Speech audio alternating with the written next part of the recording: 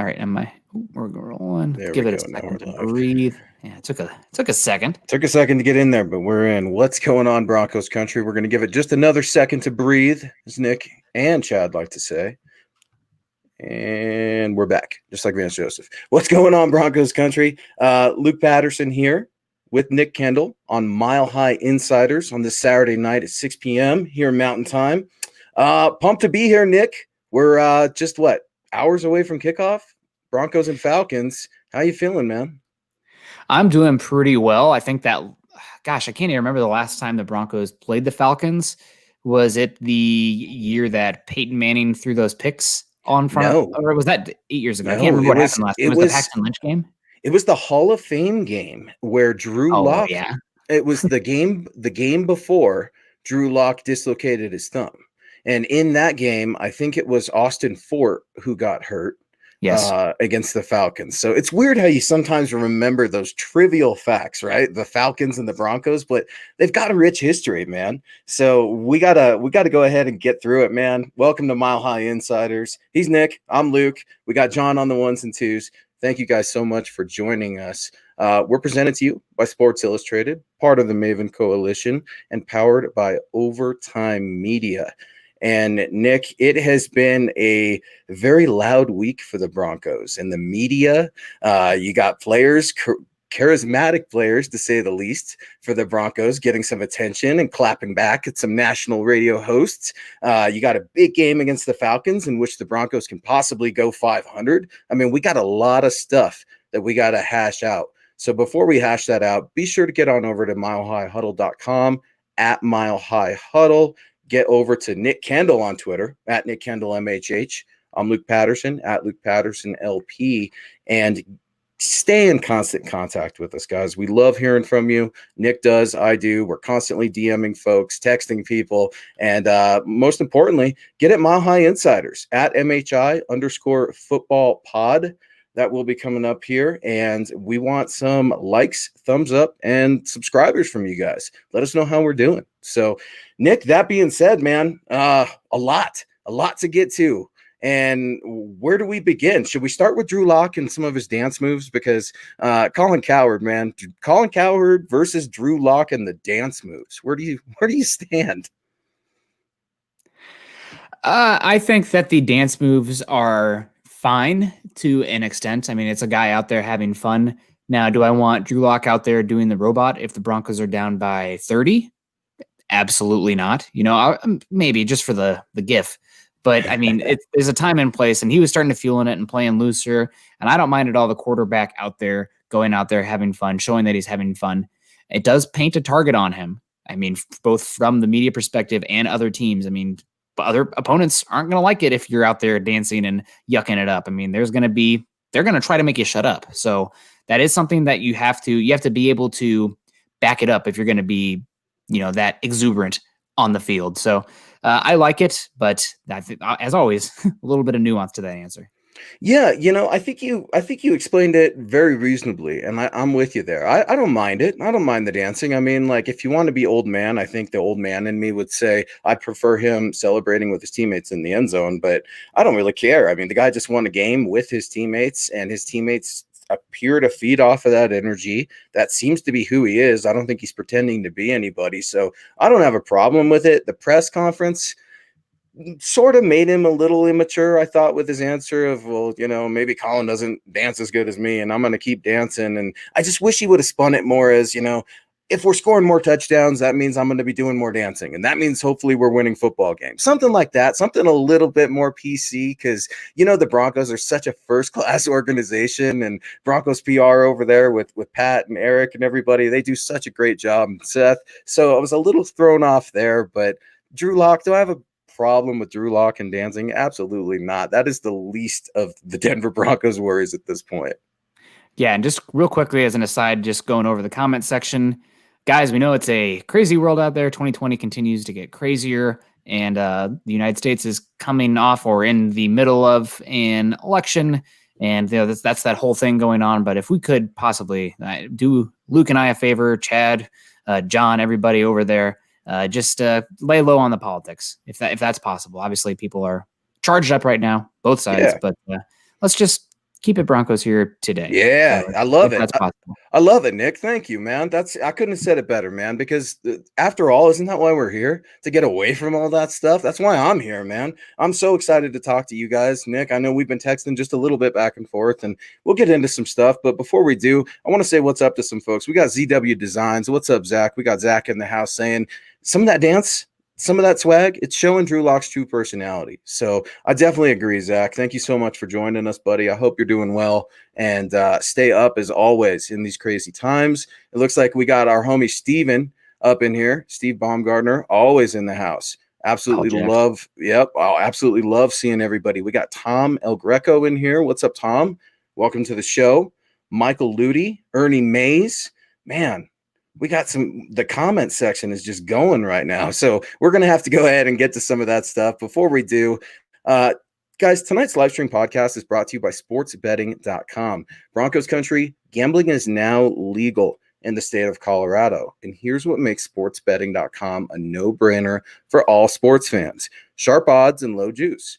They have in-house bookmakers. They're not a third-party provider of odds. Reduced juice, best prices. Hassle-free bonuses with a one-time rollover. This means the bonus money is yours after you bet it one time. Now, other sites, they range from 5 to 30 times. So, with sportsbetting.com, you get 24/7 live customer support, always a real person in the United States. Here's the kicker. At sportsbetting.com/milehighhuddle, you can get a 100% risk-free week of sports betting up to $1,000. Not just one bet, but all of your bets. Play for a week, and if your losses exceed your winnings at the end of the week, sportsbetting.com/milehighhuddle will cover 100%. 100% of the difference, up to $1,000 with a one-time rollover. So, guys, get on over to sports betting at www.sportsbetting.com/milehighhuddle. That's www.sportsbetting.com/milehighhuddle and capitalize on a risk-free week of sports betting up to $1,000. And speaking of capitalizing, Nick, just something I got to get off my chest. I saw some of that Iowa-Michigan State game because, I was rooting for Iowa to get Mel Tucker and those buffs, go Buffs, after he did my Buffs and CU Buffs dirty like that. Man, if you guys don't know what I'm talking about, Iowa put the whooping on Michigan State today. And, Nick, I was thinking about you the whole time, man. Oh, man, life is good when the Hawkeyes are winning football. Starting off 0-2 and losing to Northwestern and Purdue, which for some gosh darn reason they just struggle with every year, but then putting the smack down on Michigan State. I thought of all you Colorado peeps out there. There's obviously the black and gold that connects us. It's our hatred of Nebraska that connects us, and now whooping on Mel Tucker. So, and I remember the Hawks, man, they got some players. That Davion Nixon, defensive tackle for them. I'm just saying, keep your eyes out for number 54. He is pretty darn good player, probably a day 2 pick. But yeah, I know I appreciate that. And I was just thinking, man, we got to bring up the Hawks because the last 2 weeks I've come in here all sad and down. The Hawks have been, I mean, I'm still happy to be here, obviously, but the Hawks winning makes it just a little sugar on top of my Saturday. Well, and it's important, man, because you know what? The Broncos, they like Iowa football players, right? Yes, so, and they happen to have some Iowa football players, and I think one of them is going to have a good game. He has to have a good game with Michael Ujamudia if the Denver Broncos are going to win. Obviously, within the last couple of days, there's been some huge news with the Denver Broncos, and this week it started early for Shelby Harris. Now, Shelby Harris came in contact with other people who may have been surrounded around that funny little thing that's going around, and did the right thing. He notified the team. He took all the necessary precautions that go along with that specific element. You guys all know what I'm talking about. But, Nick, he's not going to be playing against the Falcons. A.J. Bouye, who just got his soul taken from his own teammate and Kareem Jackson out there Thanosing fools. I mean, just absolutely a missile. Will not be playing because of the concussion. Man, devastating news, dude. How you feeling about those two guys not playing against this Atlanta Falcons game in a really crucial game? Yeah, I mean, it definitely hurts because the Falcons have a pretty solid interior offensive line. At least they've put a good amount of resources in it. Alex Mack, while he's not the best center in football like he arguably was a few years ago, still a really good center. Chris Lindstrom was a first-round pick last year, I believe 14th overall. He went pretty high. A lot of people were pretty shocked about how high he went, but he's been playing pretty well this year. And also James Carpenter, who can move people off the point of attack. So I'm pretty interested to see how the Broncos, I mean, they struggled last week against the run. And while Shelby Harris doesn't bring the stalwart run stopping ability that you see with a Mike Purcell, now you're going out there with, I mean, who the heck knows? I mean, Sylvester Williams is going to be getting more snaps, and Demarcus Walker and Draymond Jones, while they do offer pass rush, both those guys can get uprooted and driven back. So I'm really worried about Shelby Harris. And then, also A.J. Bouye. I know that his tackling last week left a little bit to be desired every once in a while. I mean, going up against Mike Williams, who's like 6'4", 215 pounds, sometimes that's just going to happen. That's just physics. But I thought Bouye's coverage was overall pretty good. And now you don't have Bosby who can come up. It's going to be Elijah Holder who was called up. So we're going to see about that. I know everybody really wanted Asang Bassi to be that, next Chris Harris Jr. But when he's been out there on the field, I've been not super impressed. I just feel like he doesn't have the movement skills that you're looking for from that position, even in this more zone heavy skills. I mean, when there's crossers, he can't keep up. So that's a concern, and especially a concern when you have a guy named Julio Jones on the other side, who for my money he's one of the best 3 wide receivers to ever play the game, because it's not just he's great every year, or he's been so great with a peak, but like he's been good since 2011. And I mean, that's a long time for a wide receiver to be playing at an elite level. So Julio Jones is as good as it gets. To Julio Jones, right? That's the game plan for the Denver Broncos. I mean, you've got to accept he's almost like that Pat Mahomes of wide receivers, where he's going to get touchdowns, he's going to get yards. You got to bend with it a little bit and just try and see how things are going to go, and see which ways you could try to limit his teammates, like Calvin Ridley. Calvin Ridley being one of those players, we're not sure if he's going to go. I know, we know he didn't practice on Friday. So still waiting to see, but wouldn't be surprised if he went, but I doubt he will. So we got Mr. Boggins weighing in with a $4.99 super chat. What's up, Bog? So happy that you're joining us here on Mile High Insiders. This is a prove-it game for multiple Broncos. Locke versus the Falcons defense. Michael Ojemudia versus Julio Jones. Pat Shurmur versus himself. Hopefully we can get that dub and get Colin Cowherd to dance. I absolutely love it, Boggs, because there's not a single thing there that I don't agree with. I mean, they have to, if the Broncos are going to win this game, they got to figure out how to contain Julio Jones a little bit. Hurst is a very competent tight end. Matt Ryan is just the master of the shotgun if you look at tape in the NFL. So, yeah, Nick, it's wide receiver galore for the Falcons. And I completely agree with Boggs. The defense has to be sound. Vic Fangio and Ed Donatel, he should have his boy back, right? Ed Donatel back and Mike Munchak back.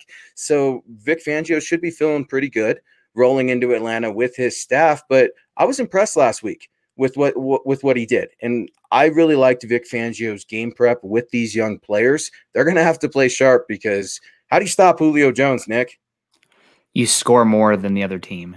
Julio Jones is one of those guys where you might have a game where he doesn't get it just because sometimes the game flow works that way, but he's a good enough player where if you can throw resources at him, you can have great players. Julio Jones can still get his and change a game. So really it's one of those things. It's not to the extent of the Chiefs, but like you want to have the offense moving the ball enough and making sure that the Falcons aren't killing you through the air with 2 good wide receivers. And I know Matt Ryan is kind of a dying breed at quarterback, being very pocket centric. You want guys, more and more guys in today's NFL are that the quarterback position need to be playmakers, and that's just not Matt Ryan with his legs. So really, it'll be an interesting game. I know that I'm worried about the Broncos injuries, especially Shelby Harris and A.J. Bouye, but there's guys that have to come in, and the Falcons are dealing with injuries too. I mean, that's a big one as well. I think they're missing both their starting edge rushers are going to be out in Takarist McKinley and Dante Fowler. So, I mean, granted, Drew Lock struggles more with interior pressure, and the Falcons have a dude in Grady Jarrett. He's a heck of a player. I was screaming in that draft for the Broncos to take him from the 3rd round on.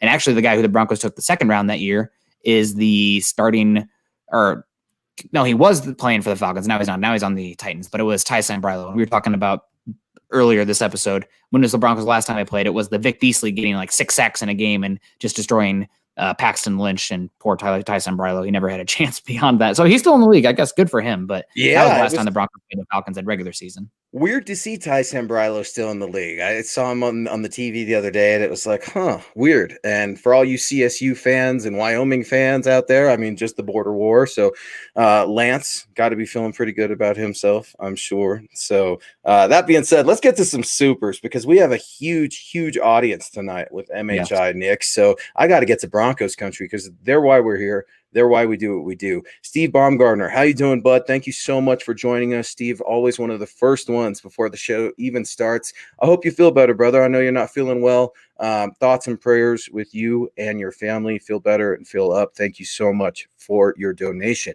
Steve with what's up, guys? I'm looking forward to the game tomorrow. Go Big Red. Hashtag trust the process. Hashtag Denver Broncos for life. Hashtag state of being. And the biggest one of all, Nick, hashtag let them hate. I know ZW Designs love it. I know Zach Kilberman loves it. Chad Jensen loves it. Steven, thank you so much, man. We love you and we're praying for you and hope you feel better. So, Steven, obviously letting that in, and it's for knowledge, right? Get up in there, a loyal Nebraska fan. I have to give you some slack, Steven, because I'm a Buffs guy, right? So it's all I've got. We got Stu Meat coming in here with a $4.99 super chat. Stu, I was able to see that that super chat sticker that you posted with a hippo saying let's get hyped. So obviously Stu Meat's feeling good about trying to get the Broncos to 500. Nick, Oh when man, is the 4-4. last time maybe that's a good question. I don't know if you know the answer. Broncos country, maybe help me out. When is the last time the Broncos were 500? It feels like a long time, Nick. I think it was 2 years ago. I don't think they ever were last year that I recall because they started off 0-2. But I think the year before with Vance Joseph, I think they won a week 1 or a week 2 game to make them 500. I guess they're always 500 when the season starts off because they're 0-0. Yeah. But that's the best I can remember. Maybe Yeah, somebody in the super chats can get us there. Yeah, absolutely. Oh, we got Eclipse coming in. What's up, Eclipse? I hope you're doing well. He's got that Mile High Huddle hat. I love that. The football priest hat, if I'm not mistaken. So love it. I got to get me one of those. How are you doing, Eclipse? Hope you're doing well, brother. Happy Saturday, Nick and Luke. Drew could never dance better than me. They used to call me Troy the Tripod on stage. Let's go 4-4. Hashtag state of being. Troy the Tripod. That has to be one of the best things ever, Eclipse. Thank you so much for sharing that. We got to just call you the Tripod from now on. I don't think I could go with Eclipse. We got to go with Tripod. So I'm getting a lot of optimism, Nick, from Broncos country. This is a big game. We've got Zach Trujillo weighing in with a question. And Nick, I want you to answer this for me because it's something I've been wondering about. Zach Trujillo, coming in with, do you think Jerry Judy gets his first 100-yard game against the Falcons? That really comes down to if Tim Patrick plays or not, in my opinion. Right now, to my knowledge, Tim Patrick is questionable. And if he goes, how healthy is he? But man, the Falcons have been giving up yards this year. I'm going to go yes. I think Jerry Judy's going to get 100 yards. I think he's also going to feel it, especially if Calvin Ridley goes. That's a former dude of his. You know, they've worked out together and stuff. So obviously both former Crimson Tide. So I do think Jerry Judy's going to get 100 yards this week. I think it's time. I think the Broncos also, Locke's feeling himself a little bit better. The Falcons, both primary edge rushers are out. So heck, why not? I think Jerry Judy will get 100 yards.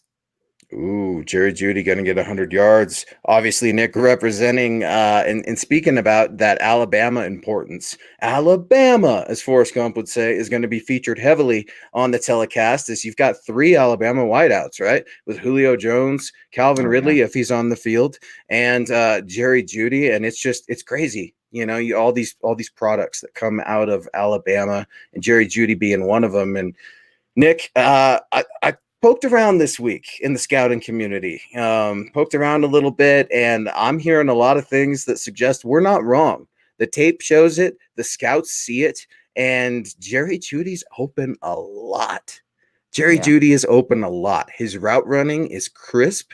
Many feel that his route running is not only the best in this rookie class right now, but upper echelon of the NFL already. Not to say that it can't get better, but Jerry Judy, I think Jerry Judy has to have a breakout game. This has to be a breakout game. The Falcons aren't the Jets, and I know they have that cliche of, right, they always seem to jack it up.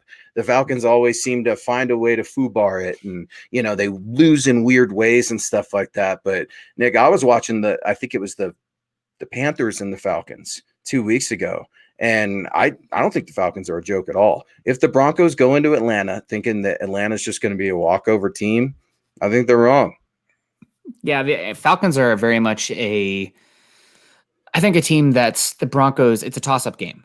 I don't think like the Broncos obviously should have beaten the Jets, even with Rippon. I mean, the Jets are a trash team, and the Broncos probably should have lost to the Chiefs. They were talking about opposite ends of the spectrum there, but I feel like the Broncos and the Falcons are both kind of in that muddled middle ground where the Falcons, they're definitely better than their record indicates. They've lost some games in typical Falcon fashion. That 28-3 kind of stuff going on. That's how they've been this year. But I mean, Matt Ryan's still a veteran, solid quarterback. And there we go. 4 years ago, they started 4-1. I think they might have been 1-1. Kevin Peterson, dude, sharp as a tack coming on there. I asked him right away, when's the last time they had a winning record or above 500? Boom, Kevin Peterson, 4-1. Yeah, I think I think 2018 they were also over 500 to start because they beat they started off 2-0 because they beat the Seahawks and then the Raiders. So 2018 as well, Vance Joseph's last year, and then the wheels fell off. But anyway, I definitely think and the Falcons or the Cardinals defense is actually playing pretty well. So who knows what'll happen there? Raheem Morris is not a joke either, Nick. No, he's gonna get a job. So is Todd Bowles. Do you think Raheem Morris could be retained by Atlanta? Do you think Arthur Blank likes what he sees from Raheem Morris? Because Raheem Morris obviously filling in for Dan Quinn, who was relieved of head coaching duties, about 4 weeks ago? Yes. So Raheem Morris is essentially 3-1? Is that his record with this team? I think so. So it's obviously Dan Quinn style defense, but Raheem Morris has this Falcons team buying in. And I almost wonder, could the Falcons, could you see Raheem Morris and the Falcons potentially? They're dating right now. Do you think they could get married as we look at this matchup with the Broncos? Because Raheem Morris, I have a ton of respect for the guy. I think that he probably doesn't get enough credit as he deserves, and he's obviously going to be a candidate for a head coaching position. But he spoke very highly of Philip Lindsay this week, spoke very highly of Jerry Judy, so much so that it got a lot of run in Broncos country. He's calling Philip Lindsay, the spark of the offense, such a dynamic player. And we saw that last week. How do you expect to see Philip Lindsay used against the Falcons? Because it was asked earlier in the show here on Mile High Insiders, how do you stop Julio Jones? You don't. You have to score more points because that guy's going to be scoring points. To me, scoring points, you got to have Phil in the game. #feed Phil. Nick, how do you use Philip Lindsay? Because I know running backs matter to you, buddy. Oh, man. We haven't even talked Todd Gurley yet. I know. I don't want to talk Todd Gurley. I'm feeling good right now, Nick. Don't get me going down that road, man. I definitely Philip Lindsay's been the spark plug of this team, and I hope the Broncos go to him. I do think that the Broncos management don't trust Philip Lindsay's to handle a full load. So it's kind of, you have to walk that rope between giving him enough touches where he makes a difference on the game, but not too much where you're exposing him to an injury that could completely, the bottom would fall out of the offense. I think at this point, if Lindsay was injured for some point in time, because he's a home run threat. I mean, if you're going to run the ball, you better be a home run threat. And by God, Philip Lindsay is a home run threat. So I think you got to use him. And also I think that's how I'm going to counteract a little bit of that interior pass rush as well. And Grady Jarrett, good player. The Broncos interior offensive line has been playing better. Lloyd Cushenberry is still getting his ups and downs. So that's something that you'll have to watch out for there with Grady Jarrett. But again, I think I'm running at him with Philip Lindsay. The offensive line has been doing pretty well. Munchak should be back this week. I want to see some pulls. I want to see Reisner and Bowles and Glasgow on the move on some traps and some counters, etc. But feed Phil, get that going, and hopefully they can find the right balance of going between Phil and Gordon, because right now Gordon is he's kind of an innings eater, so to speak. Lindsay's the guy that comes in. He's the power arm out of the bullpen, but Gordon's coming in and being an inning eater. So there's value to both to the extent that running backs matter.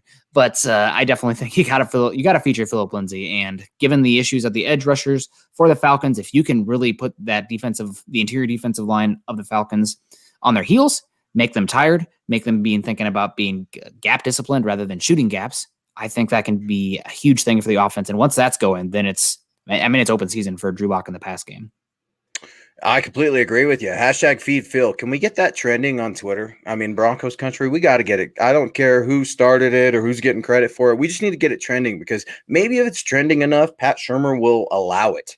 It's almost it's a joke, Nick. Every other series. I mean, Philip Lindsay scores that big touchdown run. What do? We take him out of the game and play Melvin Gordon. And then we go back to Phil. And then we go back to, I mean, man, it is so predictable. All I'm seeing from Melvin Gordon right now is him running into the back of the guard and spinning out of it. It's what he does every time if he's not fumbling. So thank God that he didn't fumble last week. I'm hoping he doesn't fumble against the Falcons. But speaking of hashtags, I got Chris Hernandez coming in here with a quick super chat. And then, Nick, I know you're going to rip me for something, so we will hear it after that. Chris Hernandez, thank you so much. Got that ZW Design shirt on. Let's go, Broncos. United in orange. Hashtag click those little thumbs up. Thank you so much for joining us, Chris. Thank you so much for getting your swag on. I love that shirt by ZW Designs. You can see that gorgeous hat Nick's wearing, the gorgeous hat I'm wearing. It's super cool, super fly. Guys, get your swag on. Nick's part of another awesome podcast called Building the Broncos on Tuesday nights. They have their gear. We have, there it is right there. We have some Huddle Up Pod gear. We've got Dove Valley Deep Divers gear, mugs, face masks, t-shirts, everything you guys need. Go get your swag on.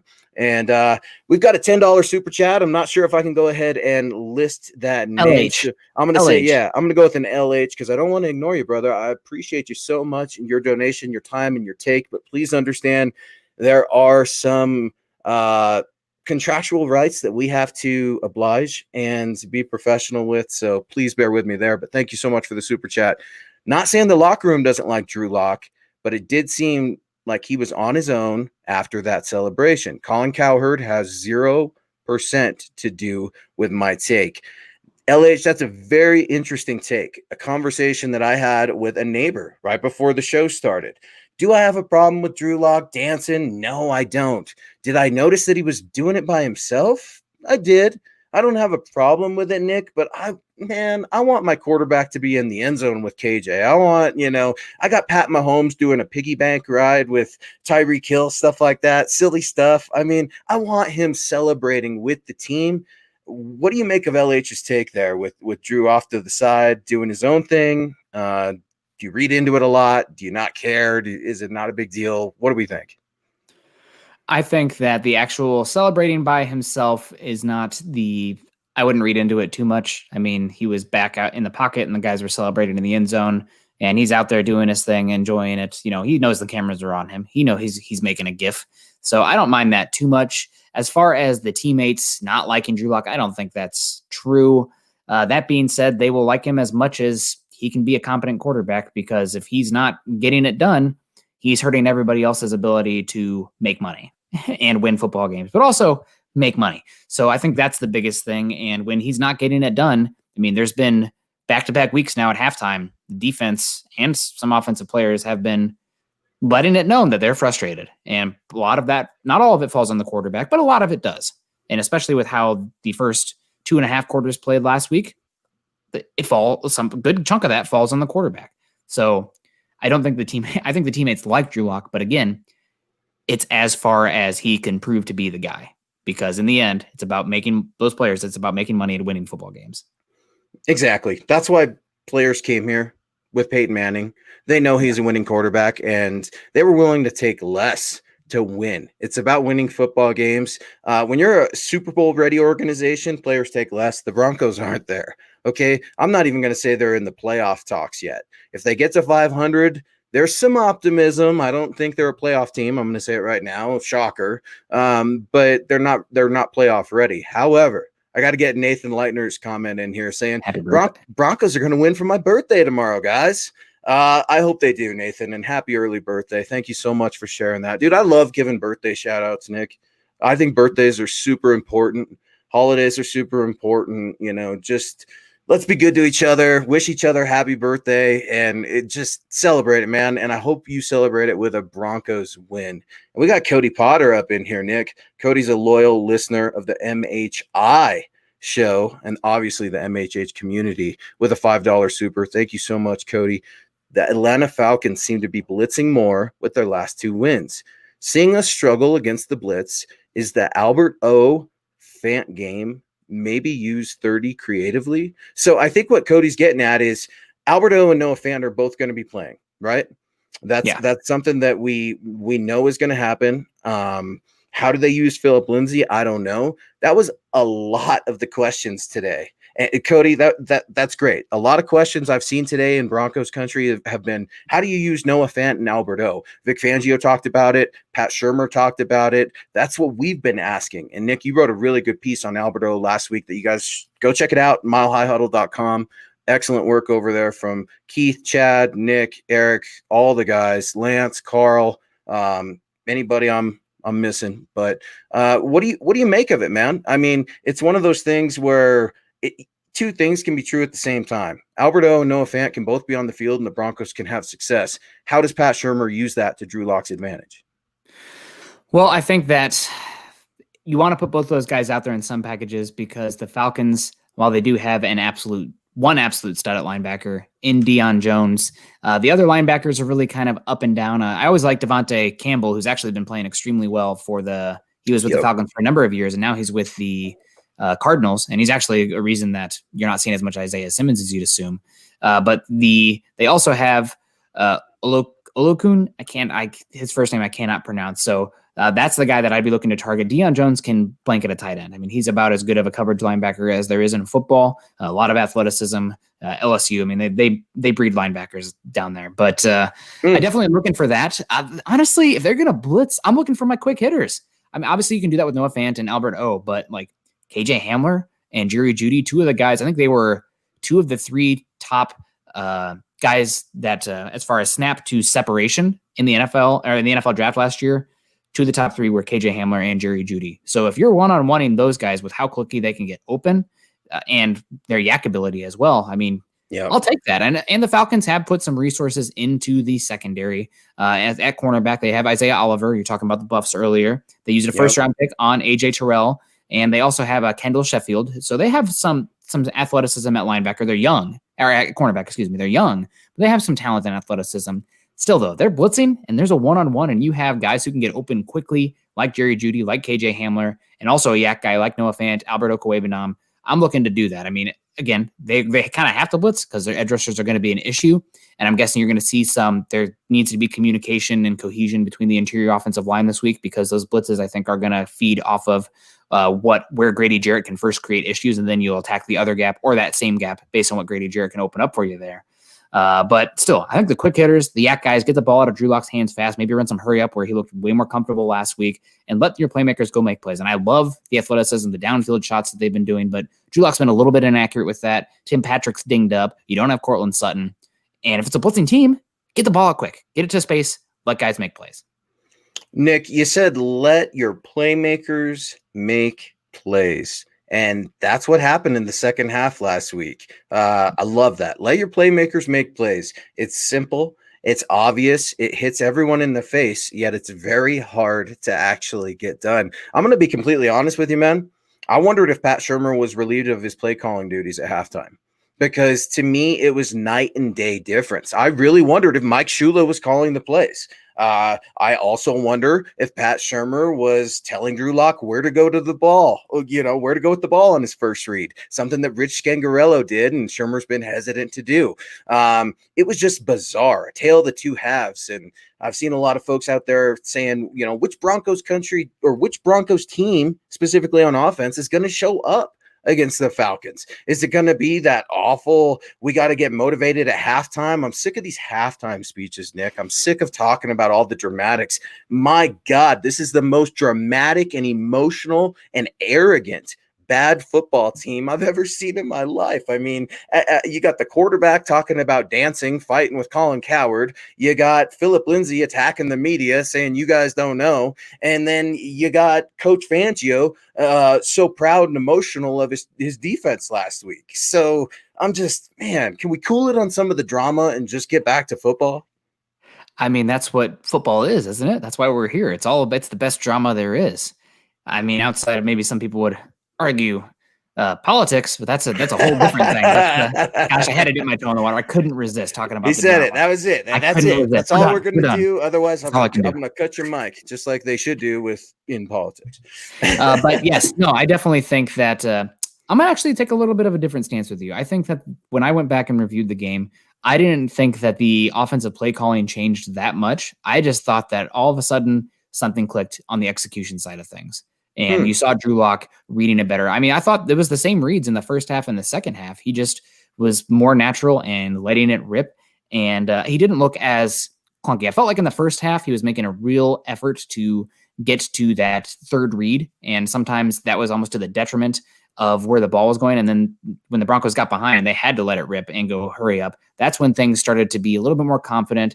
And also, I mean, Drew Lock's still coming off a shoulder injury, a weird offseason, missing time. Weapons have been in and out. So I'm going to give him a little bit of slack there. But as far as Pat Shurmur, obviously that was going to take a little bit of time to get this offense going. But as far as the in-game, I honestly did not see much of a difference in the play calling side of things from the first half to second half. However, execution, night and day. Yeah. Night and day. And a lot of that comes back to Joey Bosa getting knocked out. But once Drew Lock started to feel a little more comfortable in the pocket, things just opened up and started clicking in. That's when the dancing started happening. The points started coming. So, and also this offseason, we said it many times, this is the youngest offense in the NFL.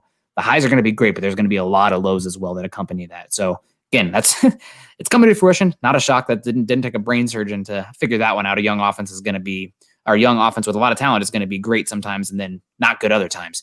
But again, I think I'm just take a little bit different stance than you there as far as the play calling. I thought it was not that much difference first half to second half. And I guess we got Skies JB coming in, or Sykes JB coming in. Love the team, but not sure about the OC, but they will be good in time. I think that's one thing either way with this team is you guys can, complain and say what you will about Shurmur, but unless the wheels completely fall off this team and there's a whole new coaching staff next year, Shurmur's going to be here because Shurmur's Fangio's guy, and Fangio's going to go down with Shurmur at least through this year to next year. Now, if there's still issues next year, we'll talk about it then. But as far as Shurmur and people wanting to move on already, I don't think there's any way in heck that's going to happen, barring something crazy happening for the Broncos really struggling this year, or something happening as far as misconduct off the field with Shurmur, which I doubt will happen. But 2020, never say never. Yeah, absolutely. And I respect that. I respect that opinion because I could see that side. It makes sense. And David agreeing with you, David Bingaman weighing in. The team didn't create the drama. The media did. Let them have fun. I'm going to push back here because when I got Drew Lock running off the field saying, don't boo us too early now. Well, you guys have sucked for a long time and fans have the right to boo.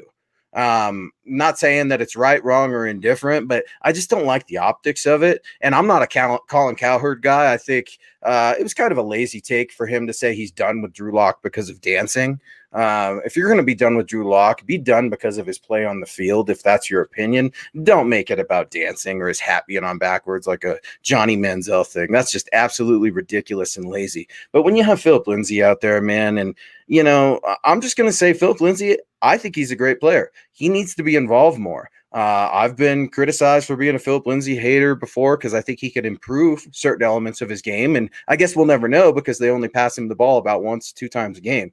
So, if that. So for me, it's just one of those things with Phil where it's like, dude, if you were in another market, I don't know that you'd get the same love from the media or the fans. It's a unique circumstance here in Denver, and a lot of media reporters here in Denver dish out softball questions, Nick. You see it, I see it, we're part of it, and they're not like the Jets, right? They're not cutthroat out there and just trying to get dirt on everybody because it's just a different market. But for me, man, when you guys are winning, go for it, talk like it, but don't talk like you're all of a sudden, just coming on and getting into your own.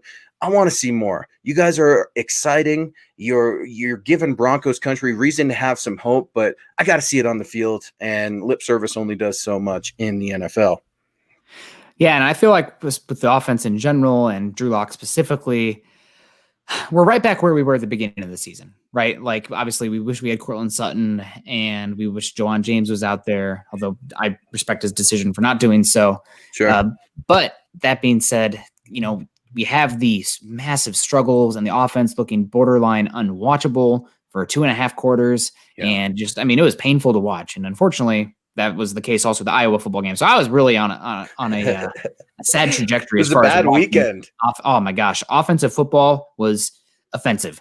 But then the last quarter and a half, something clicked. So again, I feel like we're right back kind of where we were, which is both good and bad. We were trending in the wrong direction for the obviously the Patriots game was as good of a game as Locke has played this year. I think even arguably better than the Texans game, given some of the throws he was making. The Texans game, he had some help, and the Texans back seven was the trash. Patriots game?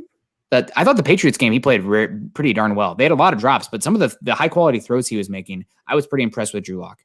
Yeah. I thought he had a very good game. I'm surprised to hear you say that. The Patriots game. I think he played well, but I don't think that was his. I would say last week, that second half was his best performance. Yeah, I'm talking whole performance. Okay, although he was really bad in the fourth quarter of the Patriots game.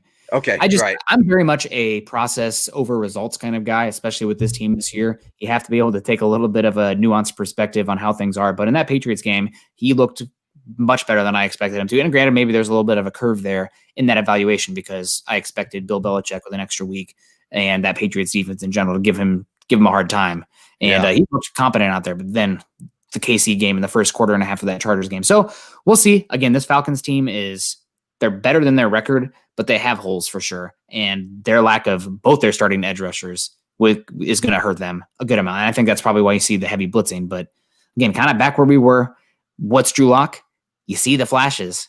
It's just got to be more of a constant strobe at this point rather than a flash, end of the quarter. So he redeemed himself, but he's got to keep pushing forward to be the guy.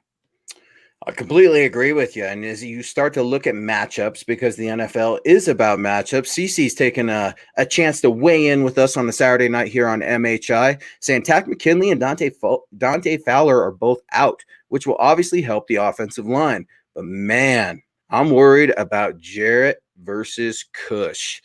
Man, Lloyd Cushenberry, he's had his hands full. He's had a few ups, lots of downs. Tons of game time experience, which I love. We expect rookies to struggle, right, at every position, and especially trench plays. And when you're the quarterback of the offensive line, I mean, that's a lot. And I'm not making excuses for Dalton Reisner, and he's definitely had a subpar performance so far this season.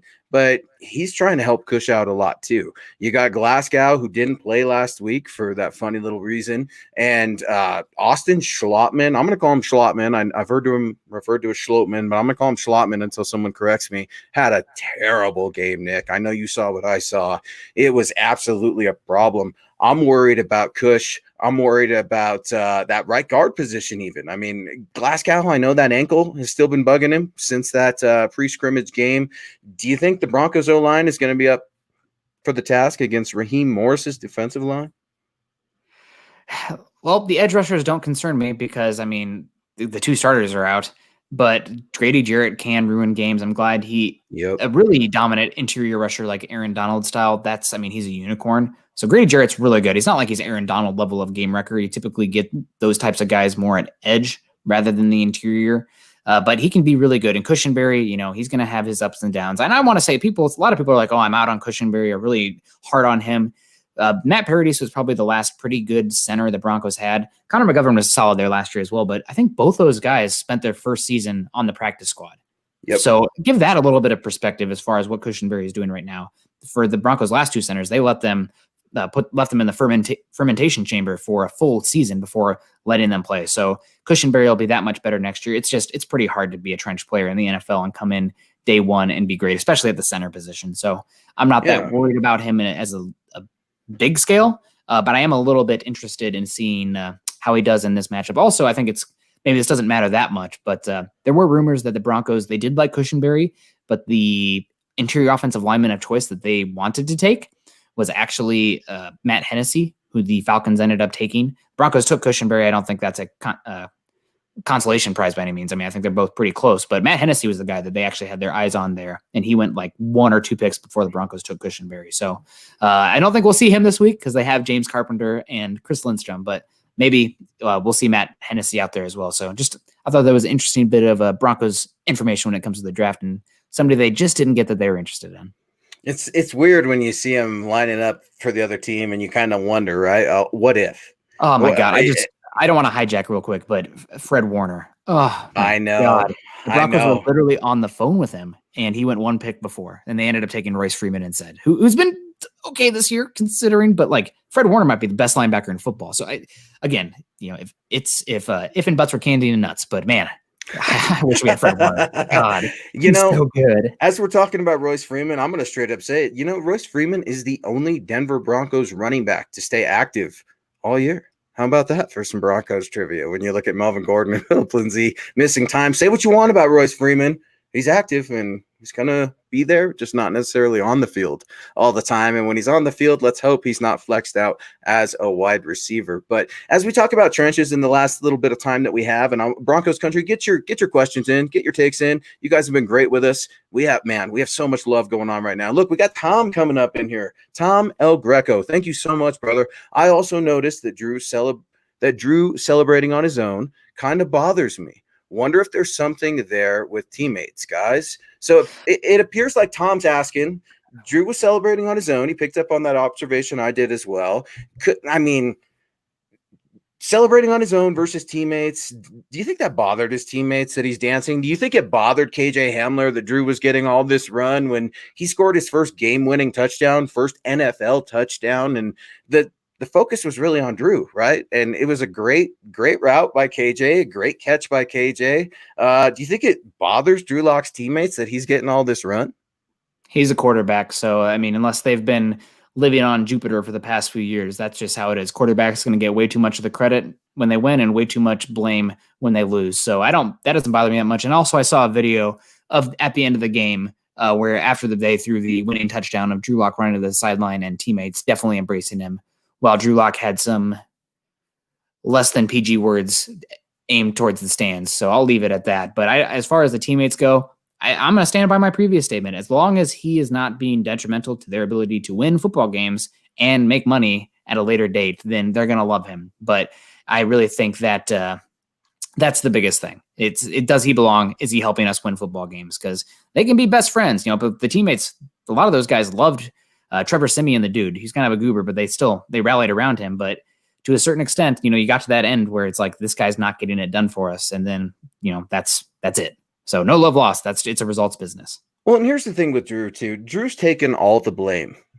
Something that I don't think he necessarily should always do, considering Pat Shurmur has taken none of the blame for any of the Broncos' offensive problems. It seems like everybody else has given him that blame except for him. He's like, oh, Drew needs to go through his progressions. Drew needs to clean this up. Drew needs to do this. Drew needs to do that. So to Drew's credit, when things are good, he's dancing. But when things are bad, he's owning it to a fault. I think it would be easy for him to come out and say, man, I'd like to run what I ran a little bit in college. I'd like to, get things involved my way a little bit. I think Pat Shurmur is trying to do that. So I've been tough on Shurmur, and I definitely want to give him huge props for that second half.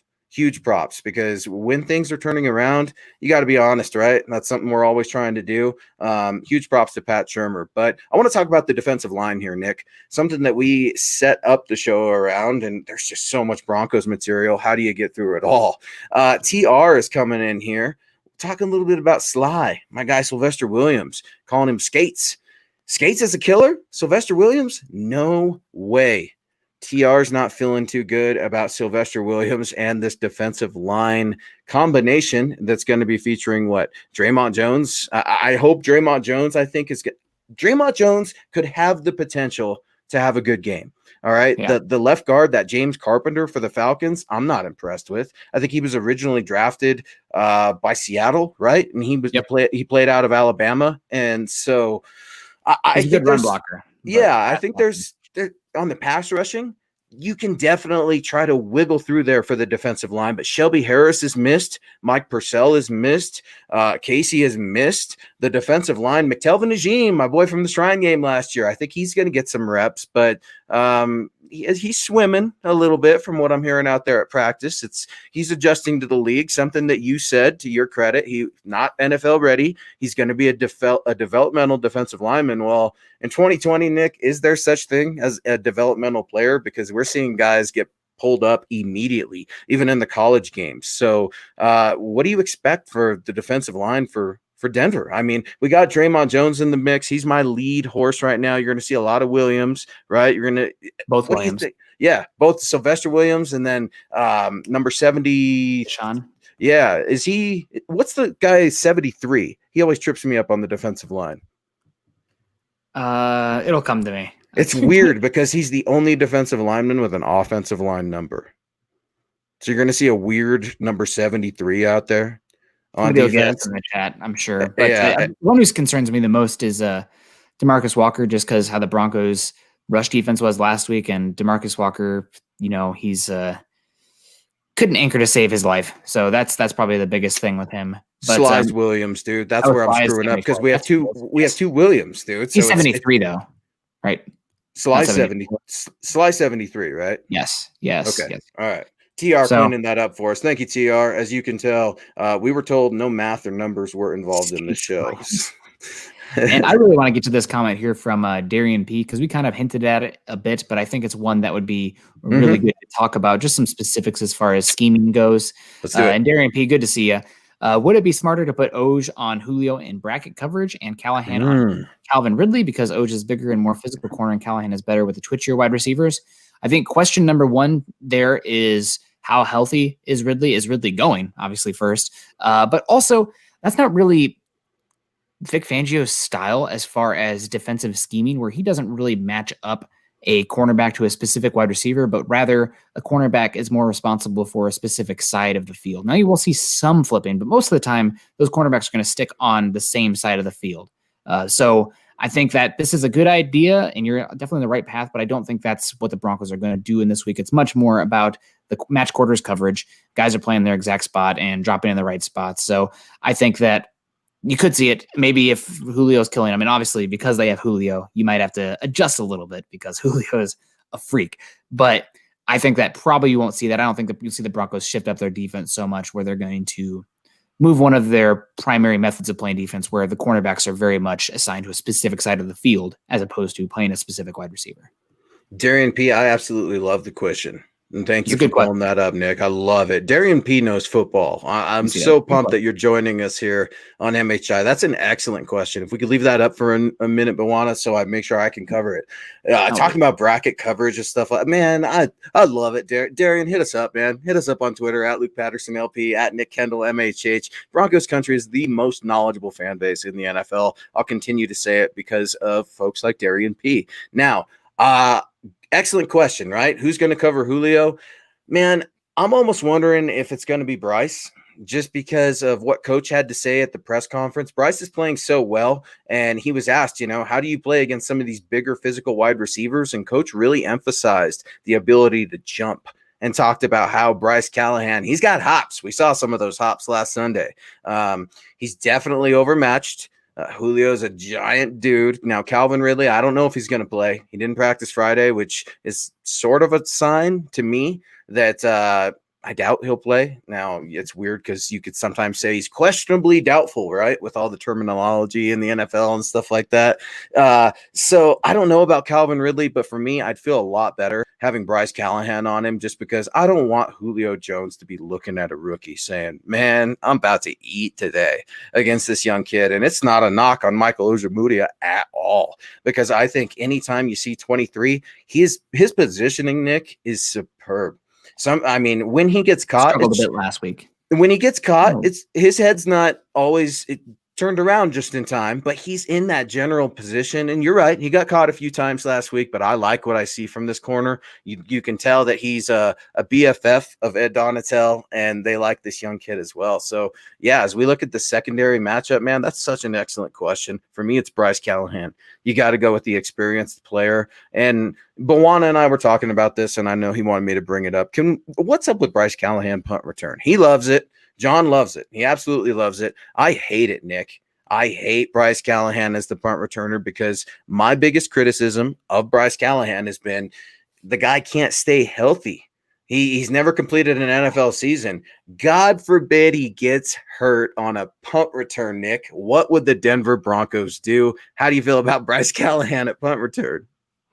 I don't like it for that exact reason. I mean, he's probably... Gosh, is he the most valuable player in the Broncos defense right now? He's definitely the player that's playing the best. You can make an argument for Chubb just because of the attention that he gets, especially with Shelby Harris being out. We're talking valuable, but as far as the one who's playing the best, Callahan's got to be most consistent. You bet, is Bryce Callahan. Shocking. So I definitely think that scares me a lot. I know Deontay Spencer is doubtful this week, so it'll probably be Callahan again. But I would be concerned about that. I agree with you there. We got TR coming in. Bryce is banged up though. Wish we still had Bosby. Bassey and the guys behind him scare me. So we'll see about Elijah Holder this week. Bassey is a little bit up and down, but maybe he can be a guy. Did we already get Tom's prediction here as well? Tom El Greco. We should do some predictions here real quick. Tom got him going 28-24 for the Broncos tomorrow. I think the Broncos are a 4-point dog right now. So I think that's a good prediction. I'm going to go with mine right now, too, just because we're getting to the end of the show. I got the Broncos winning 24-23. I think it's going to be a very close game. It's going to be a good game. I think both quarterbacks are going to make some mistakes, even though both defenses are banged up. But I think 24-23, the Broncos cover, the Broncos win in a close one. And I think we're going to be in the same position with Drew Lock, where there's going to be great plays made, and we're going to be excited about it. But then there's going to be ones where his mechanics are WTF, his decision is WTF, and we're kind of just wading water when it comes to that evaluation. I absolutely love it. I think that's a very fair prediction. And this has been the hardest game for me to pick, Nick, to be honest with you. A lot of people sleep on the Falcons, but I don't. I'm worried about them. I ultimately picked the Falcons 30-20 over Denver, just because I think it's going to be really hard for Denver to keep their momentum on the road. It's going to be an 11 a.m. game here, Mountain Time, right, for Broncos, and they've got the 11 a.m. curse. Well, not this year, they don't, right? That argument can be made too. They're looking pretty good on the road, specifically on the East Coast. I know Atlanta, Georgia's not technically as East Coast gets, but it is what it is. I got 30-20 Falcons. I hope I am wrong.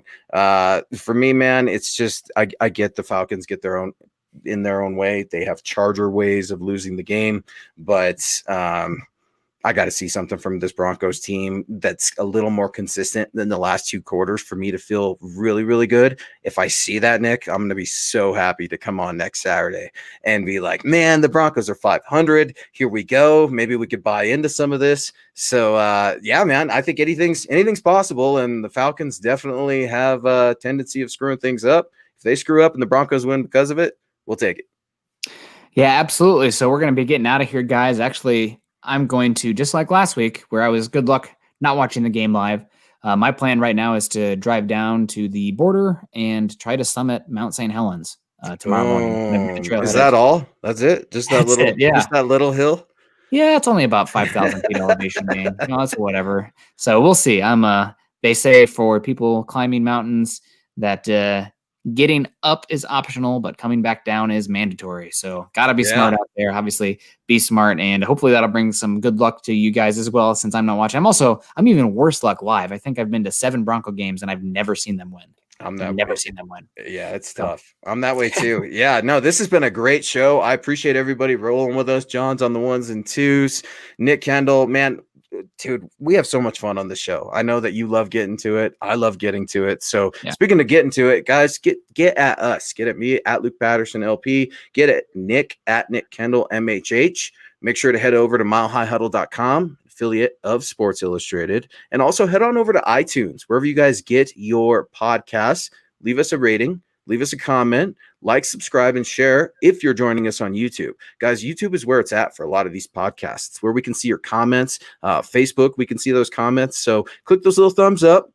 And we appreciate you guys for rocking with us, man. I mean, it's one of those things where we got Broncos coverage, right? We got podcasts every single day. We've got articles coming out every single day. Things are absolutely rocking. You're going to have the Huddle Up pod tomorrow, halftime. Be sure to check those guys out. And we got a few more supers we'll grab on the way out. We got LH coming in one more time with a $10 super. Appreciate your support so much, brother. I like Locke, but I always see him looking at the number 1 wide receiver, and that's it. I don't study film like Mile High Huddle. Am I way off base, or do you see the same thing? LH, I would like Drew Lock to have a lot of high-low reads and then make the decision and go. Are you wrong when you're saying that Drew Lock staring down his number 1 overall target? No, he is playing half the field. How do you help Drew Lock? Play to half the field, make that high-low read, take off if you need to, use that tight end, the game-winning touchdown. Go look at that play. He got to roll right. He got to play his little athletic game with that defensive end and stuff like that, and I love it. What do you make of it, Nick? Yeah, I definitely think that's a good question there. I mean, as far as locking guys on, also that one interception he had last week. I mean, he stared that guy down. Not only did he stare that guy down the whole way, but like the safety had a beat on it, and Drew did nothing with his eyes to make that safety to hold on. And same thing happened with that Drew Sorensen interception a couple weeks ago as well. So it's definitely a concern.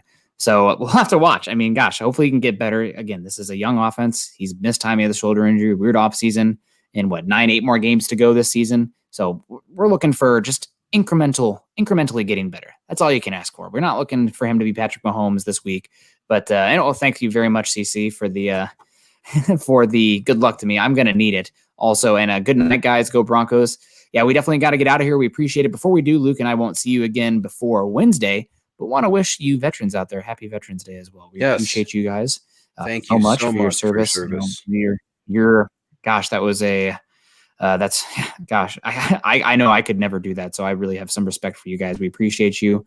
Happy Veterans Day. Take the day off, kick your feet up. Hopefully you're still celebrating a Broncos win this Sunday. We appreciate y'all. We appreciate y'all in the super chat too, whether you serve or not, but hats off to the veterans.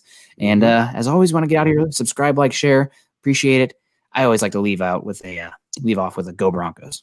Yeah. Go Broncos. Absolutely. Guys, give us that, those subscribes, likes, and shares. Subscription is so important for us at MHH. It's where you guys can get all of our content. Completely agree. John, thank you so much. Nick, excellent show as always. Broncos country, y'all showed out on force, and we appreciate it so much. Go Broncos. Always believe in that mile high magic.